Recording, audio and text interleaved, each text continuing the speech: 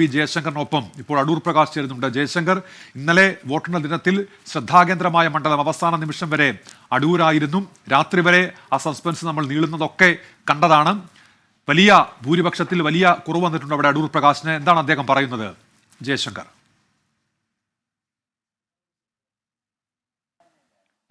ഉന്മേഷ്, സംസ്ഥാനത്ത് തന്നെ ഏറ്റവും ത്രില്ലിംഗ് ആയി തെരഞ്ഞെടുപ്പ് ഫലം വന്നൊരു മണ്ഡലമാണ് ആറ്റിങ്ങൽ. ആറ്റിങ്ങലിൻ്റെ നിയുക്ത എം പി അടൂർ പ്രകാശ് നമ്മോടൊപ്പം ഉണ്ട്. അദ്ദേഹം തികഞ്ഞ ആത്മവിശ്വാസത്തിലാണ്. നമ്മൾ ഏറ്റവും ഒടുവിൽ ഇലക്ഷൻ ഫലം വരുന്നതിന് മുമ്പ് സംസാരിച്ചപ്പോൾ പോലും ജയിക്കുമെന്ന് തന്നെയാണ് അദ്ദേഹം ആവർത്തിച്ചത്. എന്തായാലും ഫലം വന്നപ്പോഴും അദ്ദേഹം പറഞ്ഞ കാര്യം നടന്നിട്ടുണ്ട്. ജയിച്ചിരിക്കുന്നു, വീണ്ടും രണ്ടാം തവണ ആറ്റിങ്ങലിൻ്റെ ജനപ്രതിനിധിയായി. ഈ വലിയ വെല്ലുവിളികൾ നേരിട്ടുകൊണ്ടാണ് ഈ പ്രാവശ്യം കയറുന്നത്. കഴിഞ്ഞ വർഷം ലഭിച്ച ഭൂരിപക്ഷത്തിലേക്ക് എത്തിയില്ല. പ്രാവശ്യം കടുത്തൊരു മത്സരം ഉണ്ടായി. തീർച്ചയായിട്ടും മത്സരം എന്ന് പറയുന്ന ഒരു തെരഞ്ഞെടുപ്പിൻ്റെ ഒരു ഭാഗമാണ്. ആ തെരഞ്ഞെടുപ്പിൻ്റെ ഭാഗമെന്നുള്ള നിലയിൽ മത്സരിക്കുന്ന എല്ലാവരും തന്നെ വിജയിക്കാൻ വേണ്ടിയുള്ള എല്ലാ ശ്രമങ്ങളും നടത്തും. അപ്പോൾ ആ ശ്രമങ്ങൾ നടത്തുമ്പോൾ അതിന് വ്യത്യസ്തമായ ചില കാര്യങ്ങളുണ്ട്.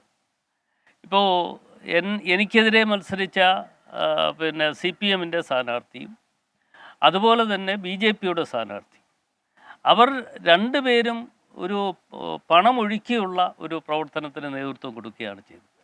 പണാധിപത്യം എങ്ങനെ നമ്മുടെ ഈ കേരളത്തിൽ എങ്ങനെ കൊണ്ടുവരാൻ കഴിയും എന്നതിനെക്കുറിച്ച് ഇവർ രണ്ടുപേരും ഗവേഷണം നടത്തിയതുപോലെയാണ് എനിക്ക് തോന്നിയത്. കാരണം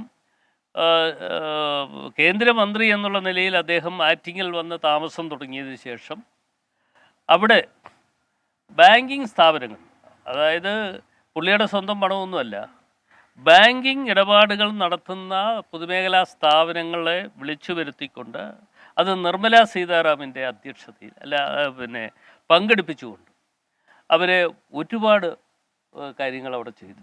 മറ്റൊരു വിഷയം, ഈ ആറ്റിങ്ങൽ മണ്ഡലത്തെ സംബന്ധിച്ച് ഈ പ്രാവശ്യം BJP-യുടെ വോട്ട് ഷെയർ വലിയ തോതിൽ വർദ്ധിച്ചിട്ടുണ്ട്. പല മണ്ഡലങ്ങളിലും, നിയമസഭാ മണ്ഡലങ്ങളിലും BJP ഒരു ഒന്നാം സ്ഥാനത്തെത്തുന്നൊരു സാഹചര്യം ഉണ്ടാവുകയും ചെയ്തിട്ടുണ്ട്. അപ്പോൾ ഇതൊരു അപകടകരമായ അവസ്ഥയല്ലേ? BJP-യുടെ ഈ സ്വാധീനം വലിയ തോതിൽ വർദ്ധിക്കുന്നു.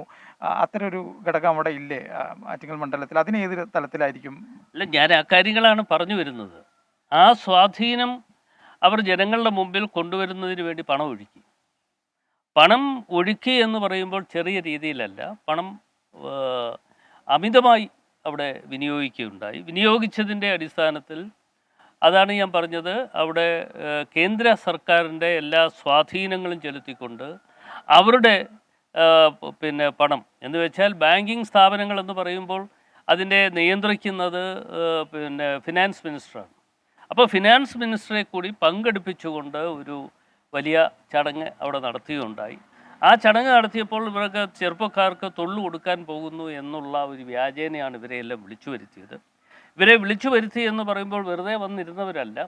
ഓരോ മേഖലയിൽ നിന്നും വാഹനങ്ങൾ അറേഞ്ച് ചെയ്ത് കൊടുത്ത് ഓരോ ബാങ്കിങ് സ്ഥാപനങ്ങൾ അതിൻ്റെ നേതൃത്വം ഏറ്റെടുത്തുകൊണ്ട് വാഹനങ്ങൾ അറേഞ്ച് ചെയ്ത് കൊടുത്തു എന്ന് മാത്രമല്ല, അവർക്ക് വേണ്ടുന്ന ഭക്ഷണവും സൗകര്യങ്ങളും എല്ലാം കൊടുത്തത് ഈ ബാങ്കിങ് സ്ഥാപനങ്ങളുടെ പണം ചെലവഴിച്ചു.